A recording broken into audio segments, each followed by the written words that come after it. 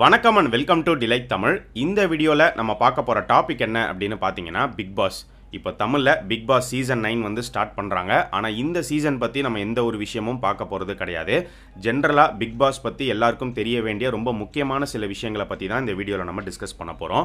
So first இந்த big பாஸோடைய origin எடுத்துக்கிட்டோம் அப்படின்னா 1999 நெதர்லாண்டில் வந்து பிக் பிரதர் அப்படிங்கிற ஒரு ரியாலிட்டி ஷோ ஒன்று ஸ்டார்ட் பண்ணுறாங்க.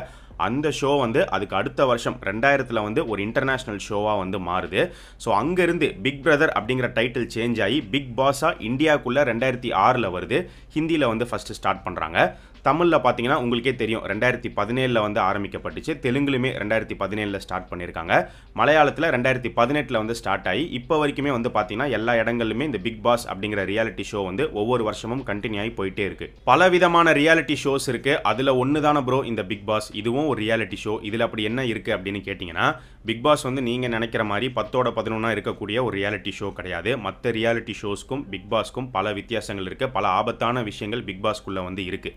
ரொம்ப சிம்பிளாக சொல்லணும் அப்படின்னா, மது பழக்கம் வீட்டிற்கும் நாட்டிற்கும் கேடு. இந்த டிஸ்க்ளைமர் உங்கள் எல்லாருக்குமே தெரியும். அதே மாதிரி பிக் பாஸ் ஷோ பார்ப்பது நம் மனதிற்கும் உடலிற்கும் கேடு.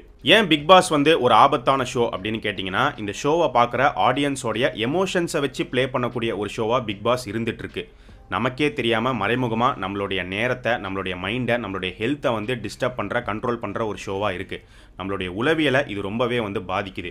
இதை நான் சொல்லலை, நிறைய பேர் இதை பற்றி வந்து பேசியிருக்காங்க. ஃபாரினில் பிக் பிரதர் அப்படிங்கிற அந்த ரியாலிட்டி ஷோ வரும்போதே வந்து பார்த்தீங்கன்னா, தயவு செஞ்சு இந்த ரியாலிட்டி ஷோவை வந்து பார்க்காதீங்க, ஸ்கிப் பண்ணுங்கள். இந்த ஷோ வந்து சைக்கலாஜிக்கலாக வியூவர்ஸை வந்து பயங்கரமாக அஃபெக்ட் பண்ணுது. இந்த ஷோவை வந்து ரொம்ப கண்டினியூஸாக இன்ட்ரெஸ்டடாக அடிக்டடாக பார்க்குறவங்களுடைய பிஹேவியரில் வந்து சில சேஞ்சஸ்லாம் தெரியுது அப்படிங்கிற மாதிரி அங்கேயே நிறைய பேர் பேசியிருக்காங்க. அதுக்கான ஆர்டிகல்ஸ்லாம் வந்து இருக்குது. உங்களுக்கு வேணும்னா நீங்கள் போய் தேடி பார்த்துக்கோங்க. இந்த ஷோ பார்க்கறதுனால அப்படி என்ன பெரிய சேஞ்சஸ் நமக்குள்ளே ஏற்படுறோம் அப்படின்னு கேட்டிங்கன்னா, இதுக்கு நான் ஒரு சிம்பிள் எக்ஸாம்பிள் வந்து சொல்கிறேன். இப்போ 2 பேர் வந்து பயங்கரமாக சண்டை போட்டுக்கிட்டு இருக்காங்க. பயங்கரமான வாக்குவாதம் போயிட்டுருக்கு. அடிக்கிற மாதிரி போயிட்டு இருக்காங்க. இப்போ அதை பார்க்குற நம்ம என்ன பண்ணுவோம்? உடனே கிட்ட போயிட்டு அந்த சண்டையை நிறுத்துறதுக்கு பார்ப்போம். இந்த சண்டை இன்னும் பெருசாகிடக்கூடாது அப்படின்னு சொல்லி அதை எப்படியாவது ஆஃப் பண்ணணும் அப்படின்னு பார்ப்போம். அவங்களுடைய பிரச்சனையை நம்மளால் தீர்க்க முடியாது. அந்நேரத்துக்கு அந்த சண்டையை வந்து நிறுத்திடணும் அப்படின்னு தான் வந்து நினைப்போம். இது ஒன்று.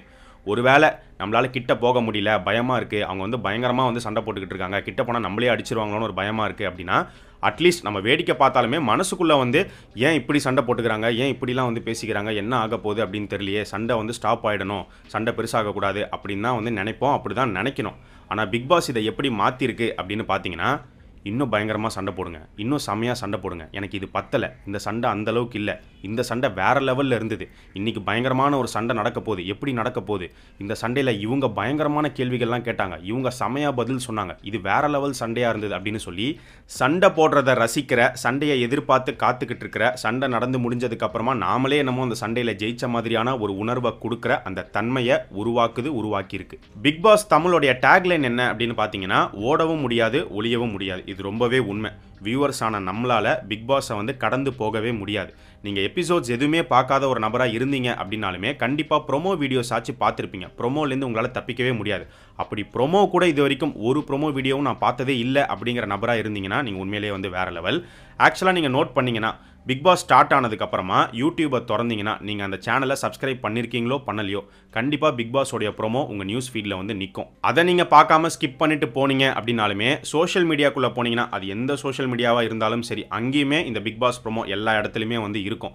அப்படி இல்லைனா அந்த பிக் பாஸ் ப்ரோமோ பற்றின டிஸ்கஷன், அதுக்கான பில்டப் போஸ்ட்டு, மீம்ஸு அதெல்லாமே வந்து இருக்கும். பிக் பாஸ்க்குள்ளே ஏற்படுற காதலிருந்து மோதல் வரைக்கும் எதுவுமே ஒன்றுத்துக்கும் உதவாதது, எதுவுமே ஒர்த்து கிடையாது. ஆனால் நாம் ஆடியன்ஸ் தான் பார்த்தீங்கன்னா பயங்கரமாக வந்து ஃபயர் விட்டுக்கிட்டு ரொம்ப எமோஷனலாக எல்லாத்துக்குமே ரியாக்ட் பண்ணிக்கிட்டு இருப்போம். எக்ஸாம்பிள் சொல்லணும் அப்படின்னா, கவின் லாஸ்லியா லவ் ஸ்டோரி உங்கள் எல்லாருக்குமே தெரியும். ரொம்ப ஃபேமஸ். அது உள்ளுக்குள்ளே என்ன பண்ணாங்க, லவ் பண்ணாங்க, அதுக்கப்புறமா வந்து லவ் பண்ணலை அப்படிங்கிற மாதிரி சொன்னாங்க. வெளியில் வந்ததுக்கப்புறமா என்ன ஆச்சு, கவின் அவர் வேலையை பார்த்துக்கிட்டு இருக்காரு, படங்களாக நடிச்சுக்கிட்டு இருக்காரு. லாஸ்லியாக்கும் வெளியில் வந்ததுக்கப்புறமா நிறைய பட வாய்ப்புகள் கிடச்சிது. ஆனால் இப்போ என்ன பண்ணுறாங்க அப்படிங்கிறது தெரியல. இதே மாதிரி சீசன் 1 பார்த்தோம் அப்படின்னா, ஹரிஷ் கல்யாண், ரைசா இவங்களுக்குள்ள லைட்டாக ஒன்று ஓடிட்டு இருந்தது. வெளியில் வந்ததுக்கப்புறமா பியார் பிரேமா காதல் அப்படின்னு சொல்லி இவங்களை வச்சு ஒரு படம் எடுத்து ஒரு பிஸ்னஸ் பண்ணிட்டு போயிட்டாங்க. உள்ளே நடக்கிற எல்லாமே வந்து ஃபேக் தான். உள்ளே வந்து காதலிக்கிறாங்க அப்படின்னா உண்மையிலே காதலிக்க மாட்டாங்க. அப்புறம் எதுக்காக ப்ரோ அதை பண்ணுறாங்க அப்படின்னு கேட்டிங்கன்னா, இந்த மாதிரி ஒரு 2 பேர் வந்து காதலிக்கிறாங்க அப்படின்னா மற்ற கண்டஸ்டன்ஸை விட அவங்க மேலே கொஞ்சம் ஃபேம் பப்ளிசிட்டி அதிகமாகும், அவங்கள பற்றின டாக் சோஷியல் மீடியாவில் அதிகமாகும். அதை யூஸ் பண்ணி வெளியில் வந்ததுக்கு அப்புறமா அவங்களுக்கான பட வாய்ப்புகளை அவங்க கிரியேட் பண்ணிட்டு போயிட்டே இருப்பாங்க. பிக் பாஸ் வீட்டுக்குள்ளே எப்படி ஒரு உளவியல் ஒரு பிஸ்னஸ் இருக்கோ அதே மாதிரி வெளியிலுமே ஒரு உளவியல் ஒரு பிஸ்னஸ் அப்படிங்கிறது இருக்குது. பிக் பாஸ் ஸ்டார்ட் பண்ணதுக்கு அப்புறமா பார்த்தீங்கன்னா நிறைய பேர் வந்து இன்டர்வியூஸ் கொடுக்க ஆரம்பிப்பாங்க. இவங்கெல்லாம் யாராக இருப்பாங்க அப்படின்னு பார்க்கும்போது உள்ளுக்குள்ளே இருக்கிற கண்டஸ்டன்ட்டுக்கு தெரிஞ்சவங்களா இருப்பாங்க. அது ஃப்ரெண்டாக இருக்கலாம், வெல்விஷர், இல்லை கூட சேர்ந்து வேலை செஞ்சவங்க, ஏதோ ஒரு கனெக்ஷன் இருக்கும். அவங்க வந்து பார்த்தீங்கன்னா அவங்களுடைய கண்டஸ்டன்ட்டுக்கு வந்து சப்போர்ட் பண்ணுற மாதிரி பேசுவாங்க.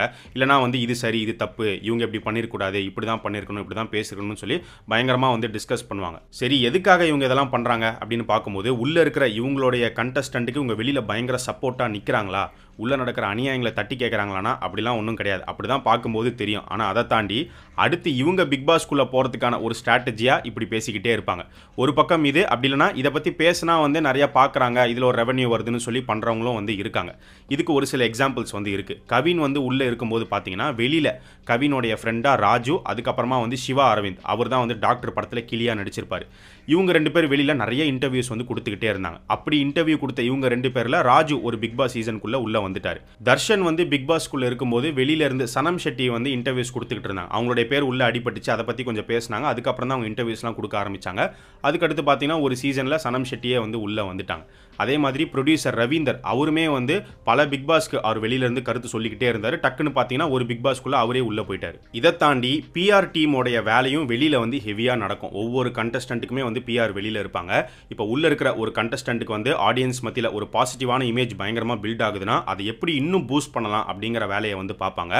அதே வந்து அந்த பாசிட்டிவ் இமேஜ் வந்து நெகட்டிவாக மாறுதுன்னா அதை எப்படி பேலன்ஸ் பண்ணுறது அப்படிங்கிற வேலையும் வந்து பார்ப்பாங்க. பிக் பாஸ் வந்து பார்க்குற ஆடியன்ஸ் வியூவர்ஸை மட்டும்தான் அஃபெக்ட் பண்ணுதா அப்படின்னு கேட்டிங்கன்னா அதையும் தாண்டி பிக் பாஸ்க்குள்ளே போகிற பிளேயர்ஸையுமே பயங்கரமாக வந்து அஃபெக்ட் பண்ணுது. இத்தனை பிக் பாஸ் சீசனில் வெளியில் வந்த கண்டஸ்டன்ஸில் எத்தனை பேர் இப்போ சக்ஸஸ்ஃபுல்லாக இருக்காங்க அப்படின்னு பார்த்தீங்கன்னா விரல் விட்டு என்ற மாதிரி தான் இருக்கும். பல பேர் வந்து நான் வாழ்க்கையில் பண்ண பெரிய தப்பே பிக் பாஸ்க்குள்ளே போனதான் அப்படின்னு நிறைய பேர் வெளியில் வந்து ஓப்பன் ஸ்டேட்மெண்ட்டே வந்து கொடுத்துருக்காங்க. அறந்தாங்கி நிஷா உங்கள் எல்லாருக்குமே தெரியும். அவங்க ஒரு பிக் பாஸ் சீசனுக்குள்ளே போயிட்டு வெளியில் வந்தாங்க. வெளியில் வந்ததுக்கப்புறமா ஒரு ஷோவில் அவங்களுடைய ஹஸ்பண்ட் வந்து என்ன சொல்கிறாரு அப்படின்னு பார்த்தீங்கன்னா, நிஷா வந்து உள்ளே போயிட்டு வெளியில் வந்ததுக்கப்புறமா கம்ப்ளீட்டாக வேற ஒரு ஆளாக வந்து இருந்தாங்க. அப்படியே ஒரு கல் மாதிரி இருந்தாங்க. யார்கிட்டையும் பெருசாக பேசாமல் அப்படியே அமைதியாகவே இருந்தாங்க. பழைய நிஷாவாகவே இல்லை. நாங்களாம் ரொம்ப பயந்துட்டோம். ஸோ ஒரு டைம் தேவைப்பட்டு கொஞ்ச நாளுக்கு அப்புறமா தான் மறுபடியும் அதுலேருந்து ரிக்கவர் ஆகி பழைய நிஷாவாக திரும்ப வந்தாங்க அப்படிங்கிற மாதிரி அவர் சொல்லியிருந்தார். அதே மாதிரி ஆரி வந்து பார்த்தீங்கன்னா ஒரு சீசனுக்குள்ளே போயிருப்பார். போயிட்டு வெளியில் வந்ததுக்கப்புறமா ஒரு ஈவெண்ட்டில் அவரே என்ன சொன்னார் அப்படின்னா, பிக் பாஸ்க்குள்ளே போயிட்டு வந்ததுக்கப்புறமா நான் வீட்டை விட்டு வெளியிலே போகல, வீட்டுக்குள்ளேயே உட்காந்துருந்தேன். எனக்கு அடுத்து என்ன பண்ணுறதுன்னு தெரியல, பயங்கர ஸ்ட்ரெஸ்ஸாக வந்து இருந்தேன். எனக்கு வர ஃபோன் கால்ஸ், பட வாய்ப்புகள் எல்லாத்தையுமே நான் அவாய்ட் பண்ணிக்கிட்டே இருந்தேன் அப்படிங்கிற மாதிரி அவருமே ஒரு ஈவெண்ட்டில் வந்து பேசியிருந்தார். ஸோ பிக் பாஸ் வந்து பார்க்குறவங்கள தாண்டி உள்ளுக்குள்ளே போகிற பிளேயர்ஸையுமே சைக்கலாஜிக்கலாக பயங்கரமாக அஃபெக்ட் பண்ணுது அப்படிங்கிறது உண்மையாக இருக்குது. அண்ட் அது மட்டும் இல்லாமல் இப்போ தமிழ் பிக் பாஸில் வந்து பார்த்தீங்கன்னா வெறும் காதலிக்கிறதோடு நிறுத்திப்பாங்க.